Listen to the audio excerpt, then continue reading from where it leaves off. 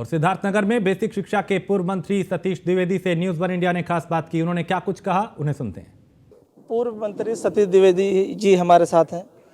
Sir, Bihar में जिस तरह से नीतीश लगातार पाला बदल रहे हैं, कभी इधर तो कभी उधर, क्या माना जाए? अब आपके साथ हैं कितने दिन में?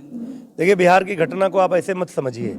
आप अगर विस्तार में जाएंगे तो जो मोदी जी को तीसरी बार प्रधानमंत्री बनने से रोकने की देश भर में साजिश हो रही थी, उसके अंतर्गत एक इंडी गठबंधन बना था और उस इंडी गठबंधन का आइडिया देने वाले, उसका सृजन करने वाले, उसको खड़ा करने वाले नीतीश कुमार जी थे। लेकिन पिछले 5-6 महीनों में उन्होंने देख लिया, नीतीश जी बहुत अनुभवी नेता हैं, 20-22 साल से चीफ मिनिस्टर हैं, 90 में ही वो केंद्र में मंत्री बन गए थे, ज़मीन से जुड़े नेता हैं। वो देश का मूड समझ गए, पूरा देश घूमा उन्होंने और उनको समझ में आ गया कि मोदी के अलावा देश किसी और को नहीं चाहता है, इसलिए ये हाड़ी परवान नहीं चढ़ेगी।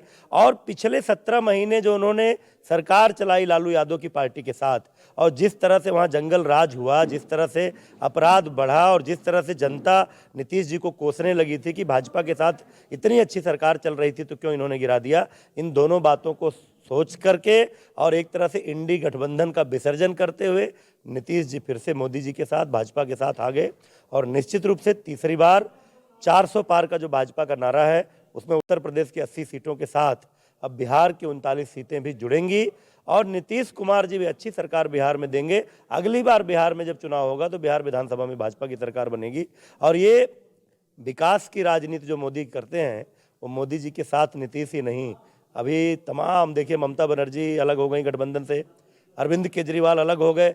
सब जानते हैं जो इंडी गठबंधन के साथ रहेगा उसकी लुटिया डूबेगी, इसीलिए धीरे धीरे ये परिस्थितियां बन रही। धन्यवाद। ये थे पूर्व मंत्री सतीश द्विवेदी, जिन्होंने बताया कि बिहार में अब नीतीश के साथ बीजेपी मिलकर एक बेहतर सरकार देने का काम करेगी। Saddam Khan, news one India, Siddharthnagar.